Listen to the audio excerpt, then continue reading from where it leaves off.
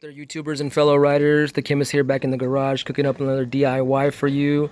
I was doing a spark plug change on my bike, and I kind of overlooked something very important, and I wanted to go ahead and share that with you.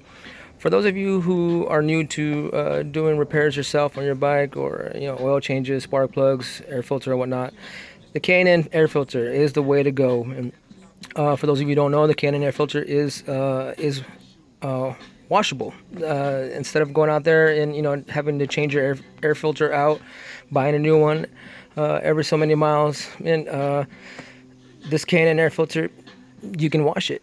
It's the best way to go. Save yourself some money. I'm always up for saving a buck, and yeah. So I just kind of want to show you the importance of having the K&N air filter over your standard throwaway. So what I did was I went ahead and this one's already washed out. I cleaned it out already. Haven't oiled it yet, but kind of want to go over with you on the importance of doing this.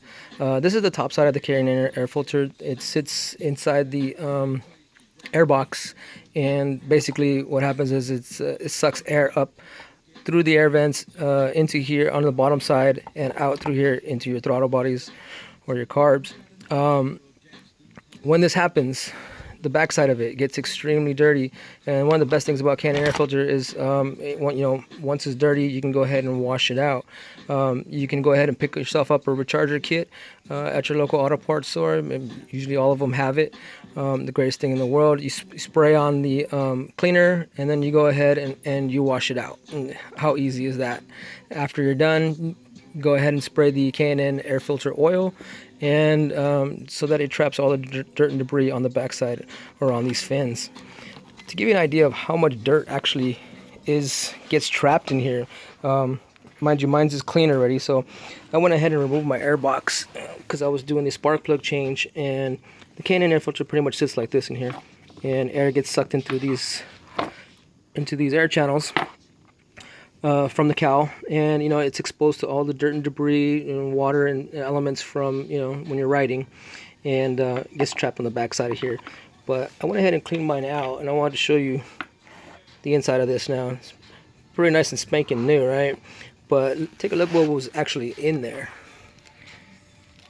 All that dirt and debris was trapped in there, and it's been a while since I cleaned this out, and that's not not typically me. I've just been a little bit busy, haven't had time to do it, but I think I might be doing this a little bit more often after seeing how much dirt did get trapped in here. And this is almost about maybe 6 to 7 months of riding, so that's pretty much what I wiped out of here. And I just basically took myself a rag and kind of wiped it down here, pushed all the dirt down to the centerpiece, and just kind of threw it out. But that gives you an idea of what how important of an aspect this is to your engine and its longevity.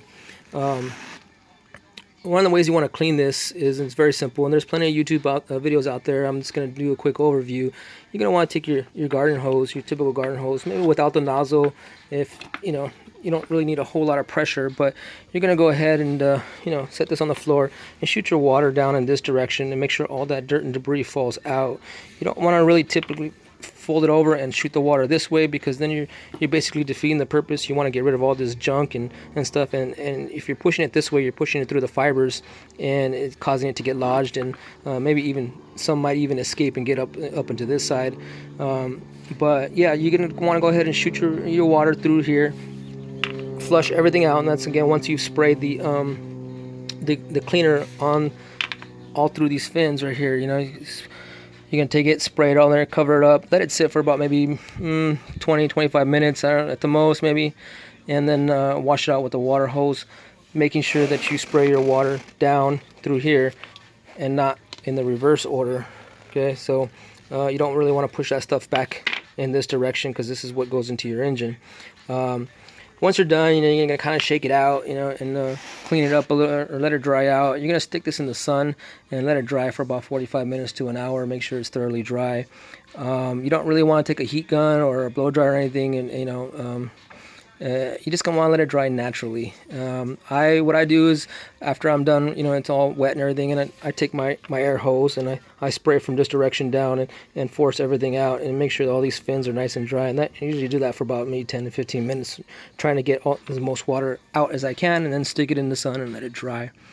Once you're done, you're gonna go ahead and spray the Charger K&N oil onto. And here's the picture of the oil onto the backside right here, and you're just gonna kind of spray it on here. I mean, thoroughly, but not to the point where it's like soaking wet and it's actually dripping through the other side. But yeah, so that's kind of a quick overview of what you need to do to clean out your air filter. And it's nothing too hard, but if you haven't got one now, I highly suggest you get one. Pick yourself up a K&N air filter and a charger kit, and save yourself some money. It might be costly in the beginning, but these things last a long time, and especially if you take care of them. So as always, I'll see you next problem. Hope this helped you out. Like, subscribe, and I'll see you next time.